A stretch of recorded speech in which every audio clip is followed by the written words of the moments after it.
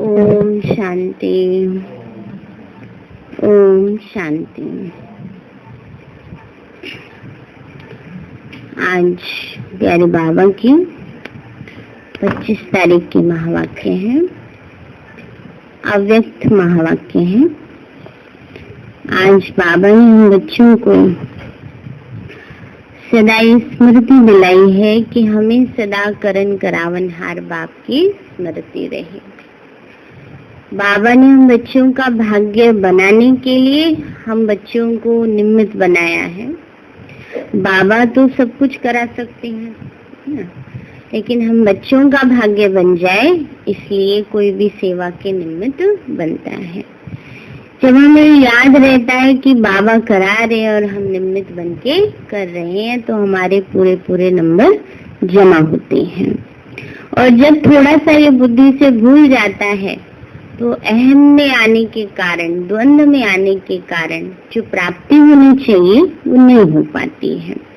तो आज बाबा ने हम बच्चों को इसी बात पर अटेंशन दिलाया है। आज रिवाइज कोर्स है 20 फरवरी 1988। मुरली का हेडिंग है तन मन की थकावट मिटाने की का साधन शक्तिशाली याद। तन मन की थकावट मिटाने का साधन शक्तिशाली याद। बाबा बोले आज परदेसी बाप अपने अनादि देशवासी और आदि देशवासी सेवा अर्थ सभी विदेशी ऐसे बच्चों से मिलने के लिए आए हैं ना। सेवा अर्थ सभी विदेशी है ना, ये रावण का देश है ना, लेकिन हम यहाँ सेवा अर्थ बैठे हैं। फिर वो जो विदेश में बैठे हैं भाई बहन, उन्हें भी ये संकल्प चलता है ना, बाबा आपने हमें इतनी दूर क्यों भेज दिया, हम भी भारत में ही जन्म लेते, हम भी भारत में ही रहते तो विश्व का कल्याण कैसे होता। इसलिए बाबा ने कहा है सेवा अर्थ सभी विदेशी ऐसे बच्चों से मिलने के लिए आए हैं। बाप दादा जानते हैं कि यही मेरे सिक्के लदे लाडले बच्चे हैं, अनादि देश परम धाम के निवासी हैं और साथ साथ सृष्टि के आदि के इसी भारत भूमि में जब सतयुगी स्वदेश था, अपना राज्य था जिसको सभी भारत कहते हैं, तो आदि में इसी भारत देशवासी थे। बाबा ने कहा कि जब सतयुग में भारत ही देश था तो आदि में सभी सतयुग में भारत देश के निवासी थे, माना सभी भारतवासी थे।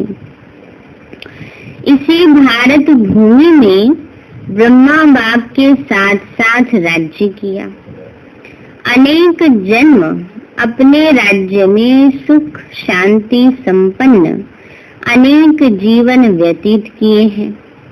इसलिए आदि देशवासी होने के कारण भारत भूमि से दिल का स्नेह है ना। बाबा ने कहा कि अपने अनेक राज्य, अपने राज्य में सुख शांति संपन्न अनेक जीवन व्यतीत किए हैं ना। बाबा ने कहा सत्युग और त्रेता में तो भारत में ही रही है सब आत्माएं, इसलिए बाबा कहते हैं भारत भूमि से सबका दिल का स्नेह है।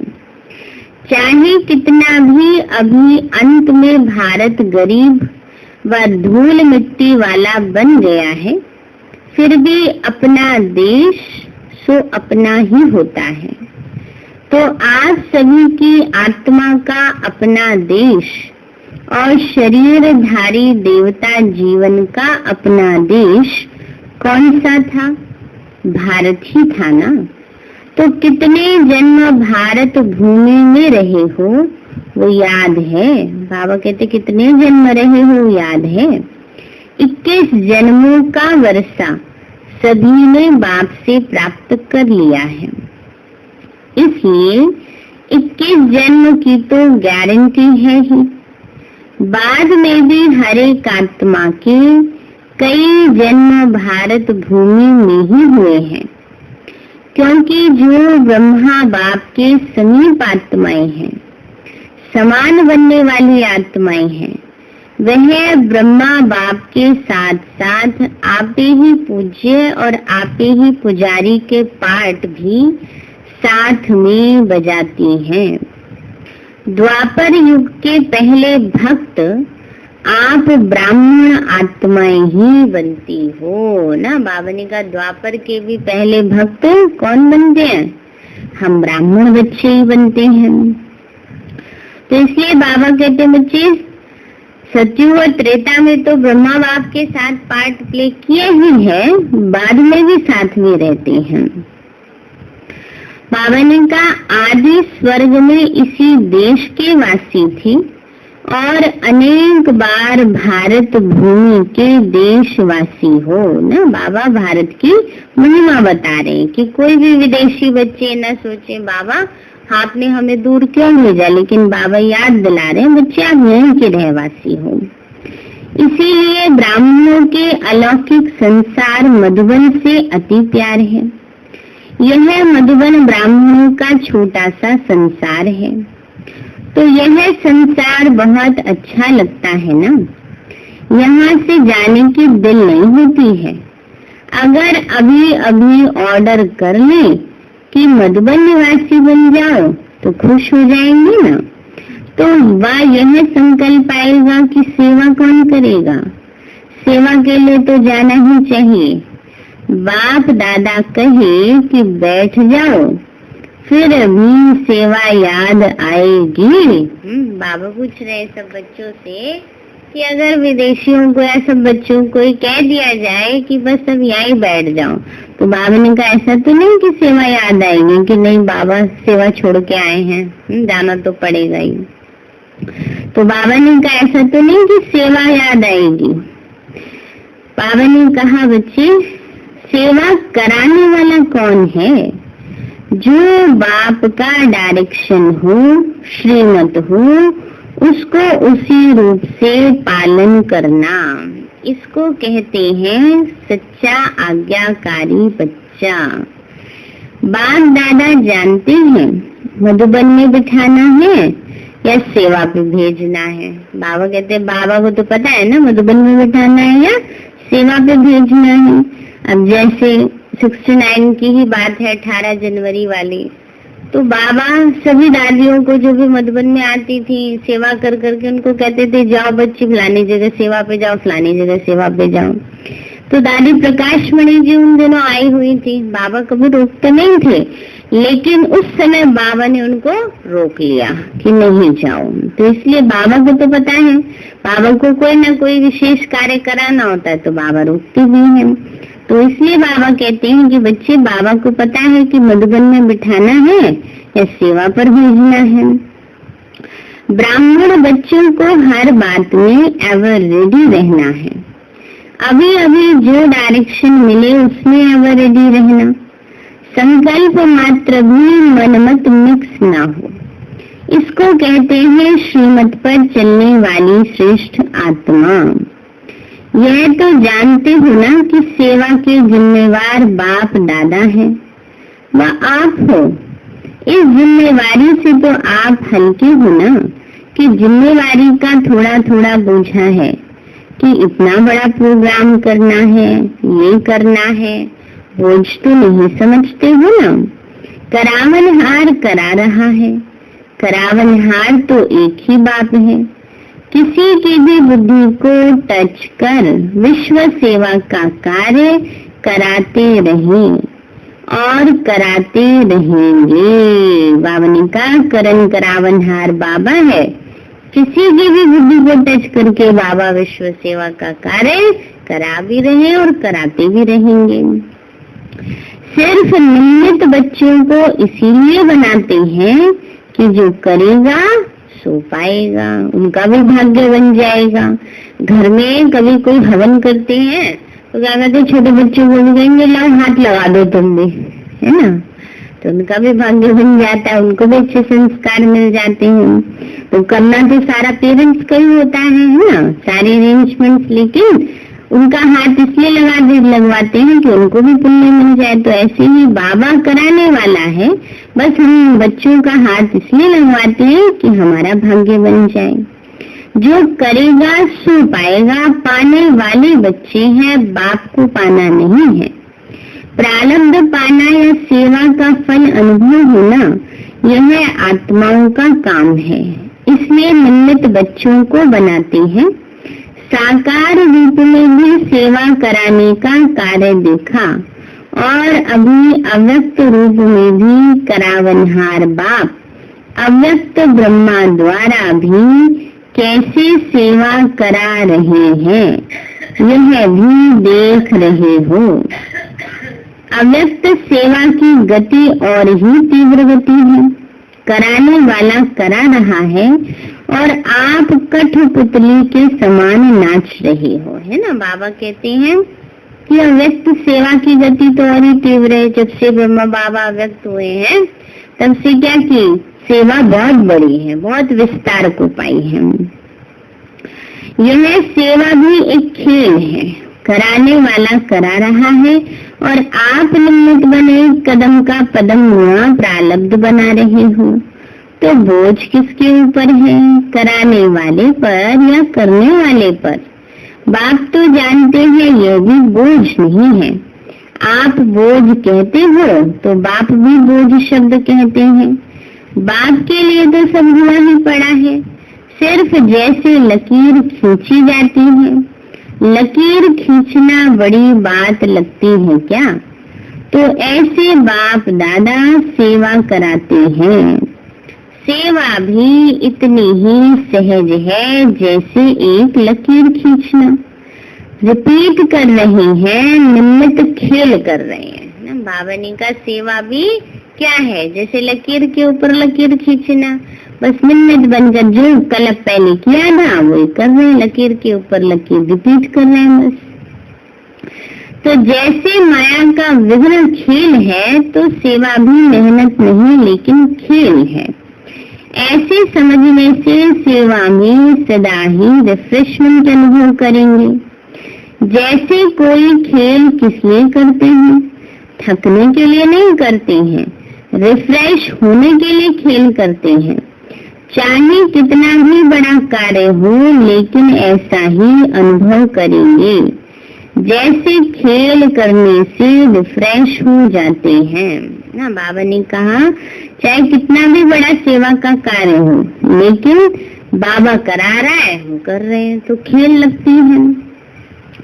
चाहे कितना भी थकाने वाला खेल हो लेकिन खेल समझने से थकावट नहीं होती, क्योंकि अपने दिल की रुचि से खेल किया जाता है। चाहे खेल में कितना भी हार्ड वर्क करना पड़े लेकिन वो भी मनोरंजन लगता है ना। कितने सबके अनुभव हैं, क्रिकेट खेलने वाले हैं, कितनी मेहनत करनी पड़ती है, उसमें कितना दौड़ना पड़ता है, पहले से अभ्यास करना पड़ता है। दौड़ लगाने वाले और भी जो खेल हैं सब तरह के, फुटबॉल है, हॉकी है ना, जो भी खेलते हैं मेहनत ऐसे नहीं कि खेल में मेहनत नहीं होती, मेहनत तो होती है लेकिन क्योंकि उसको उसमें आनंद लेते हैं, एंजॉय करते हैं उसको, तो वो खेल लगता है। इसलिए बाबा ने कहा मेहनत नहीं लगती, मनोरंजन का साधन लगता है। लेकिन वह भी मनोरंजन लगता है क्योंकि अपने दिल से करते हो। और कोई लौकिक कार्य बोझ मिसल होता है, निर्वाह अर्थ करना ही पड़ेगा।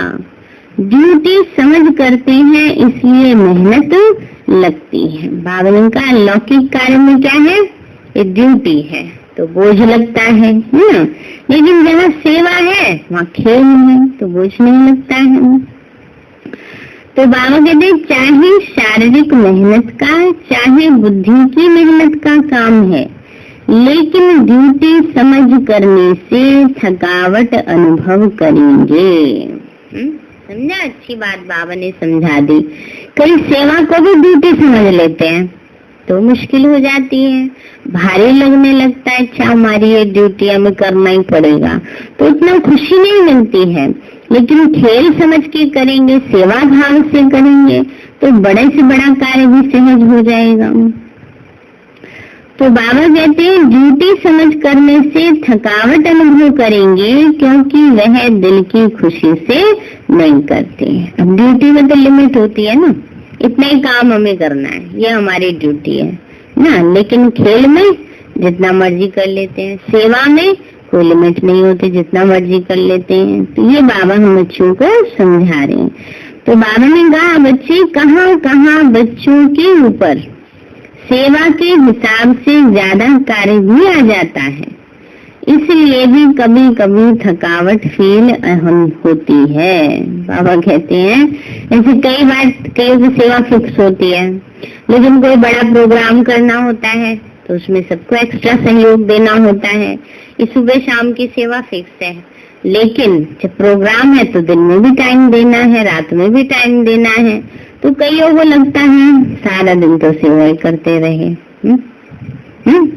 तो ये क्या करेगी बात, ये थकावट लाएगी, है ना। और जो ये सोच के करेंगे बाबा थैंक यू, सारे टाइम की सेवा मिली, उनको थकावट नहीं होगी। तो बाप दादा देखते हैं कि कई बच्चे अथक बन करके सेवा करने के उमंग उत्साह में भी रहते हैं, फिर भी हिम्मत रख आगे बढ़ रहे हैं। यह देख बाप दादा हर्षित भी होते हैं। फिर भी सदा बुद्धि को हल्का जरूर रखो। बाप दादा बच्चों के सब प्लान प्रोग्राम वतन में बैठे भी देखते रहते हैं। हर एक बच्चे की याद और सेवा का रिकॉर्ड बाप दादा के पास हर समय का रहता है। जैसे आपकी दुनिया में रिकॉर्ड रखने के कई साधन हैं, बाप के पास साइंस के साधनों के भी रिफाइंड साधन हैं, स्वतः ही कार्य करते रहते हैं। जैसे साइंस के साधन जो भी कार्य करते वह लाइट के आधार से करते हैं, तो सूक्ष्म वतन तो है ही लाइट का, साकार वतन की लाइट के साधन तो फिर भी प्रकृति के साधन है। लाइट चली जाए तो सारे बंद, नेटवर्क गया, कुछ भी नहीं कर पाते। लेकिन अव्यक्त वतन के साधन प्रकृति के नहीं है और प्रकृति रूप बदलती है, सतो रजो तमो में परिवर्तन होती है। इस समय तो है ही तमोगुणी प्रकृति, इसीलिए यह साधन आज चलेंगे और कल नहीं चलेंगे।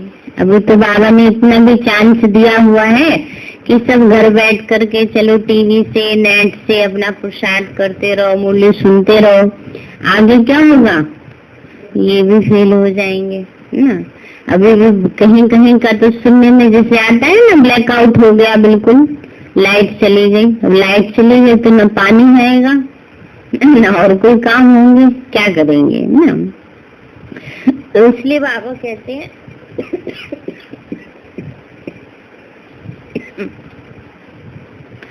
बाबा ने कहा बच्चे इसलिए वह परिवर्तन में नहीं आते जब चाहो।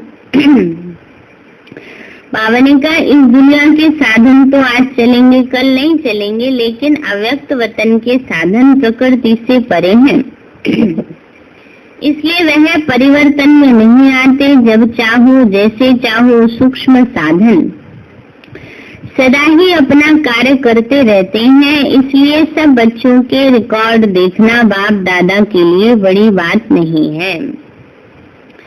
आप लोगों को तो साधनों को संभालना ही मुश्किल हो जाता है, तो बाप दादा याद और सेवा का दोनों ही रिकॉर्ड देखते हैं, क्योंकि दोनों का बैलेंस एक्स्ट्रा ब्लेसिंग दिलाता है।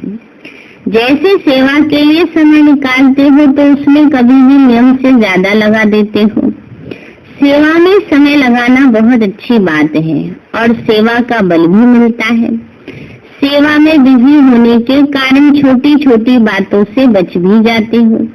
बाप दादा बच्चों की सेवा पर बहुत खुश हैं, हिम्मत पर बलिहार जाते हैं, लेकिन जो इस सेवा याद में उन्नति में थोड़ा भी रुकावट करने के निमित्त होती है, तो ऐसी सेवा के समय को कम करना चाहिए। जैसे रात्रि को जागते हो, 12 बजे व 1 बजे बजा देते हो वह अमृत वेला फ्रेश नहीं होगा, है ना। बाबा कहते हैं जैसे कई बार इतनी सेवा होती है कि रात को 12 भी बज जाते हैं, 1 भी बज जाते हैं। पहले तो इतनी हुआ करती थी ना, अभी तो प्रोग्राम ही कोई नहीं है, इतने खास कुछ हो ही नहीं रहा लॉकडाउन में। तो पहले तो मेले चलते थे, तो सारी सारी रात भी बाबा के बच्चे जागते थे, तैयारियां करते थे। तो बाबा ने कहा अमृत वेला फ्रेश नहीं होगा, बैठते भी हो तो नियम प्रमाण। तो अमृत वेला शक्तिशाली नहीं तो सारे दिन की याद और सेवा में अंतर पड़ जाता है। मानव सेवा के प्लान बनाने में, बस सेवा को प्रैक्टिकल लाने में समय भी लगता है। तो रात के समय को कट करके 12 के बदले 11 बजे सो जाओ, वही 1 घंटा जो कम किया है और शरीर को रेस्ट दी तो अमृत वेला अच्छा रहेगा, बुद्धि भी फ्रेश रहेगी। नहीं तो दिल खाती है कि सेवा तो कर रहे हैं, लेकिन याद का जितना चार्ट होना चाहिए उतना नहीं है। जो संकल्प दिल में व मन में बार बार आता है कि यह ऐसा होना चाहिए लेकिन हो नहीं रहा, तो उस संकल्प के कारण बुद्धि भी फ्रेश नहीं होती। और अगर फ्रेश है तो फ्रेश बुद्धि से 2-3 घंटे का काम 1 घंटे में पूरा कर सकते हो।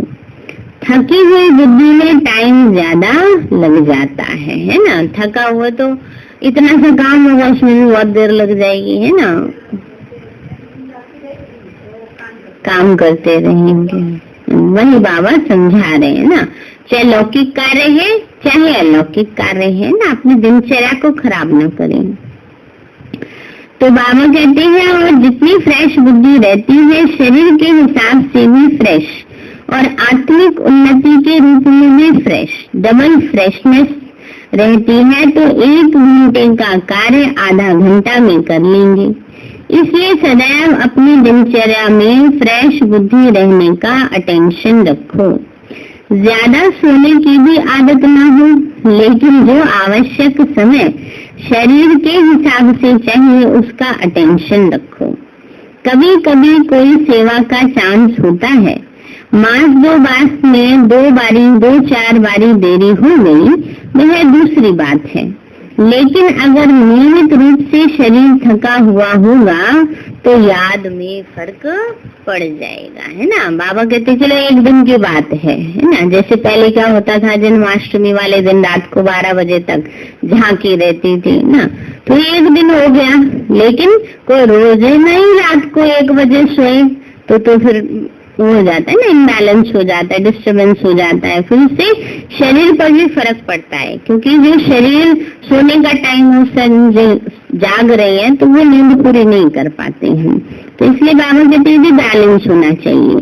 कोई भी सोचते हैं हम रात को योग कर ले, सारी रात जाग के कर ले, अगला दिन फिर सुस्ती छाई रहे, तो उससे भी तो ठीक नहीं रहेगा। फिर अगले दिन जाग जाए, सारे दिन जाग जाओ, सारी रात जाग जाओ, तो शरीर का फिर वो हो जाता है, डिस्टर्बेंस हो जाता है। इसलिए बाबा कहते हैं ये भी अपना देखना चाहिए। तो बाबा ने कहा बच्चे नियमित रूप से शरीर थका हुआ होगा तो याद में फर्क पड़ेगा। जैसे सेवा का प्रोग्राम बनाते हो 4 घंटे का समय निकालना है तो निकाल लेते हो, ऐसे याद का भी समय निश्चित निकालना ही है।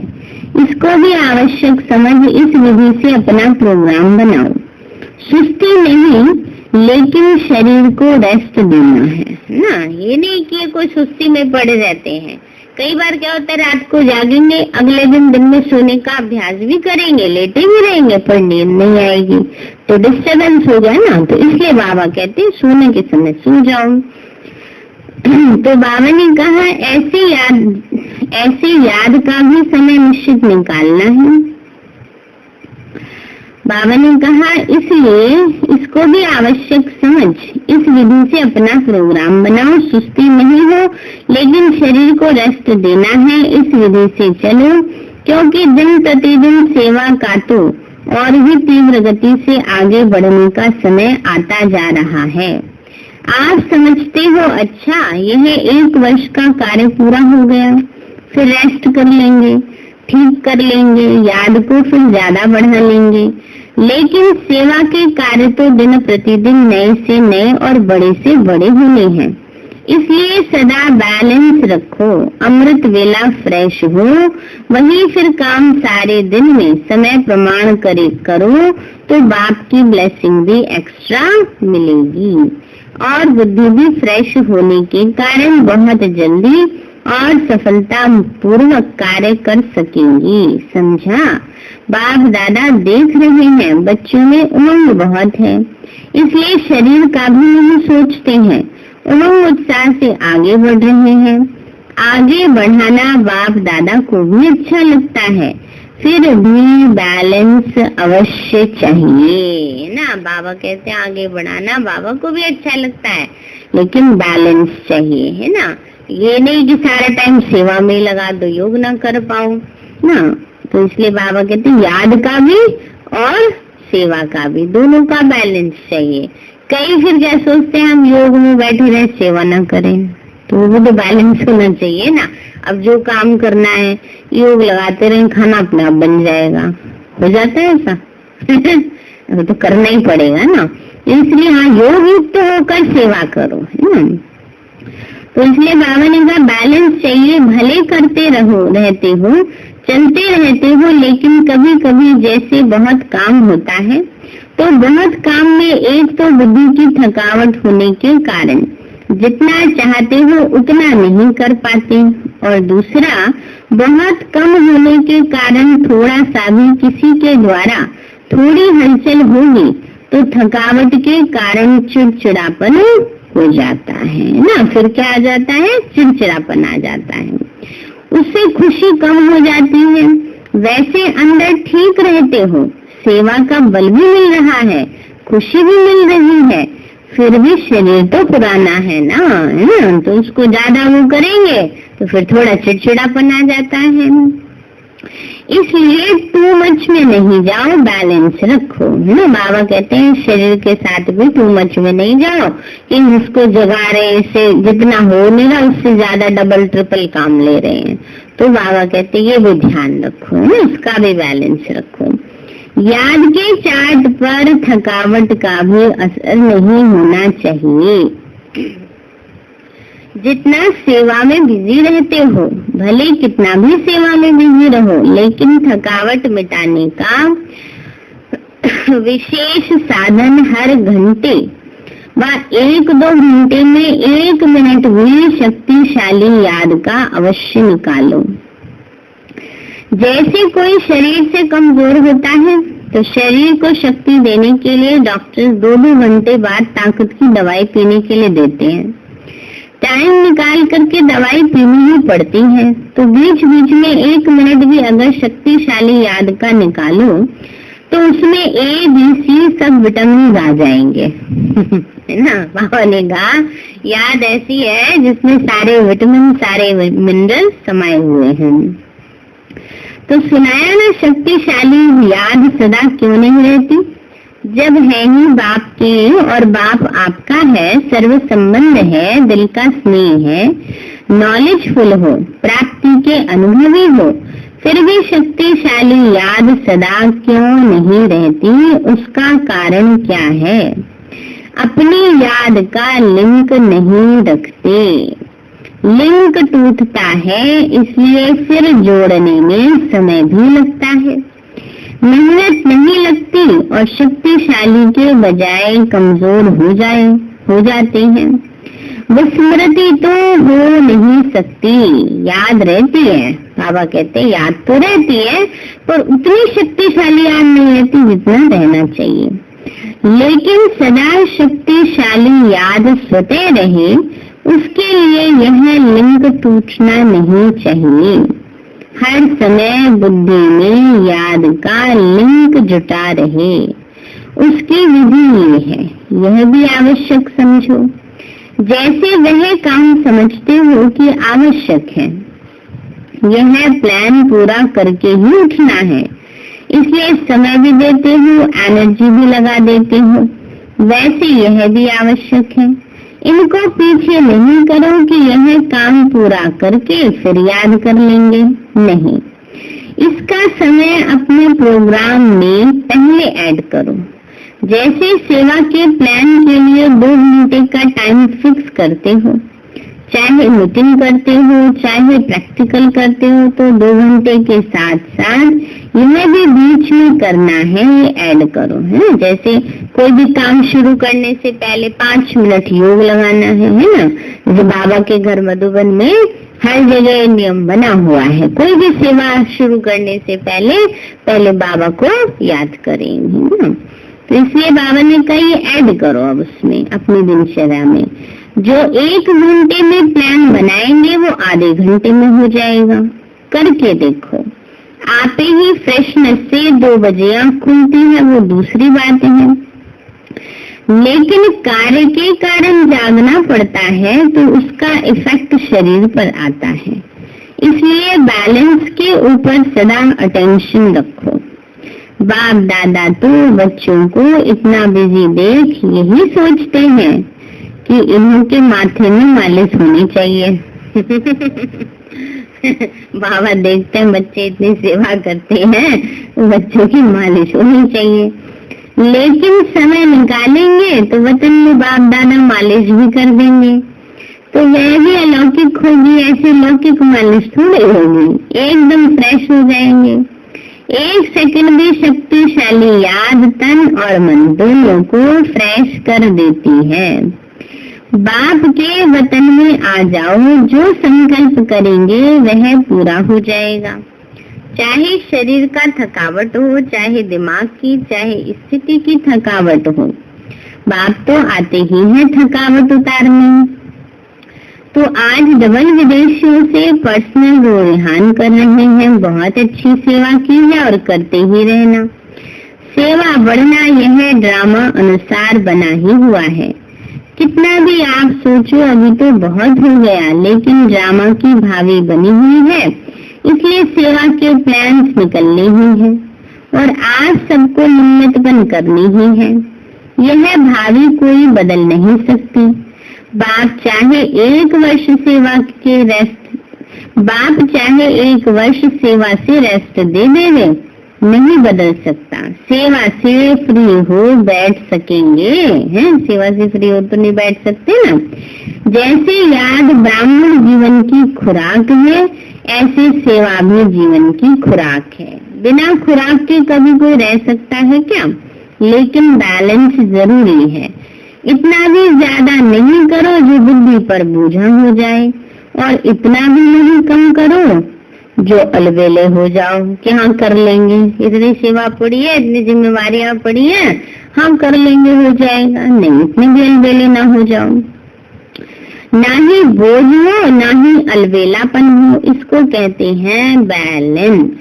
अच्छा, सदा याद और सेवा के बैलेंस द्वारा बाप की ब्लेसिंग्स के अधिकारी, सदा बाप के समान डबल लाइट रहने वाले, सदा निरंतर शक्तिशाली याद का लिंक जोड़ने वाले, सदा शरीर और आत्मा को रिफ्रेश रखने वाले, हर कर्म विधि पूर्वक करने वाले, सदा श्रेष्ठ सिद्धि प्राप्त करने वाले, ऐसे श्रेष्ठ समीप बच्चों को बाप दादा का याद प्यार और नमस्ते।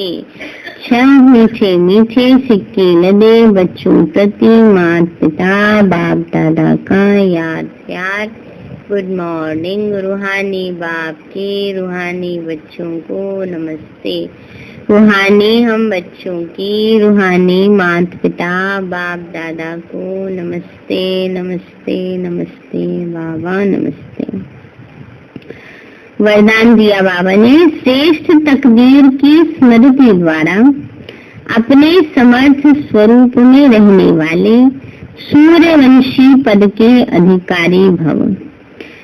श्रेष्ठ तकदीर की स्मृति द्वारा अपने समर्थ स्वरूप में रहने वाले सूर्यवंशी पद के अधिकारी भव। बाबा बोले, जो अपने श्रेष्ठ तकदीर को सदा स्मृति में रखते हैं वह समर्थ स्वरूप में रहते हैं।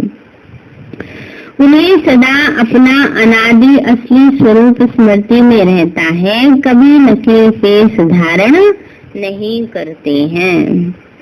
कई बार माया नकली गुण और कर्तव्य का स्वरूप बना देती है। नकली गुण और कर्तव्य क्या है? जो हमारे नहीं है पर उनका स्वरूप बन जाते हैं। जैसे बाबा ने एग्जाम्पल दिया, किसी को क्रोधी, किसी को लोभी। ये किसके फेस है? रावण के फेस है ना। बच्चे क्या करते हैं, कभी कभी रावण का लगा लेते हैं, है ना। है कोई हनुमान जी का लगाता है, लेकिन कोई भी रावण का भी लगा लेते हैं। तो बाबा कहते हैं ऐसे आप भी अपने आप को भूल जाते हो और रावण के फेस लगा लेते हो। किसी को क्रोधी, किसी को लोभी, किसी को दुखी, किसी को शांत बना देती है, लेकिन असली स्वरूप इन सब बातों से परे है। जो बच्चे अपने असली स्वरूप में स्थित रहते हैं वह सूर्यवंशी पद के अधिकारी बन जाते हैं। स्लोगन है, सर्व पर रहम करने वाले बनो तो अहम और वहम समाप्त हो जाएगा। सर्व पर रहम करने वाले बनो तो अहम और वहम समाप्त हो जाएगा। वहम मन शंका, संशय। मूली का हेडिंग है, तन मन की थकावट मिटाने का साधन शक्तिशाली याद। तो बाबा कहते तन को भी इतना मत थका दो जो योगी न लगा पाए, है ना। दोनों का बैलेंस रखना है, याद में भी रहना है और सेवा भी प्यार से करनी है। मीठे बाबा, आपने हमें सब कुछ दिया, आपका पदम गुणाबार शुक्रिया। प्यारे बाबा, आप हमें ज्ञान, गुण, शक्तियों, वरदानों और सद्बुद्धि से भरपूर करते हो। आपका बार बार शुक्रिया। मीठे बाबा, आपने मुझ आत्मा को, इस सेवा स्थान को, विश्व की सर्वात्माओं को निर्विघ्न बनाया। आपका बार बार शुक्रिया। प्रकृति के पांचों तत्वों का भी शुक्रिया। साइंस के साधनों का भी शुक्रिया। लौकिक अलौकिक परिवार का भी शुक्रिया। हे तन, तुम्हारा भी शुक्रिया। विश्व की सर्वात्माओं का और ब्रह्मांड की सारी शक्तियों का, सब प्रकार का सहयोग देने के लिए शुक्रिया। मीठे बाबा, मुझ आत्मा ने जाने अनजाने में जिन भी आत्माओं को मनसा वाचा कर्मणा दुख दिया है, मैं उन सभी से क्षमा चाहती हूँ। मुझे क्षमादान दिलाओ। और जिन आत्माओं ने मुझे दुख दिया है, विघ्न रूप बने हैं, मैं उन सभी को दिल से क्षमा करती हूँ। सबका कल्याण हो, सबको सुख शांति सद्बुद्धि मिले और बाबा के सेंटर की सेवाएं खूब बढ़ती जाएं। शिव बाबा से सारी शक्तियां मुझे आत्मा में समा रही हैं, पूरे शरीर में फैल रही हैं, पूरे घर में फैल रही हैं, पूरे देश पूरी दुनिया में फैल रही हैं। सब प्रकार के वायरस नष्ट होते जा रहे हैं। मैं आत्मा परम धाम में चमकती हुई मणि हूँ। सतयुग में पावन देवताई शरीर में पहले नंबर जन्म में रॉयल फैमिली में हूँ। मैं अष्टभुजाधारी देवी दुर्गा हूँ। विघ्न विनाशक गणेश हूँ। मैं बाबा की छत्र छाया में पलने वाली सर्वश्रेष्ठ ब्राह्मण आत्मा हूँ। मैं फरिश्ता हूँ। मेरे साथ सब कुछ बहुत अच्छा होगा। मेरे साथ सब कुछ बहुत अच्छा होगा। मेरे साथ सब कुछ बहुत अच्छा होगा। मेरे साथ सब कुछ बहुत अच्छा होगा। मेरे साथ सब कुछ बहुत अच्छा होगा।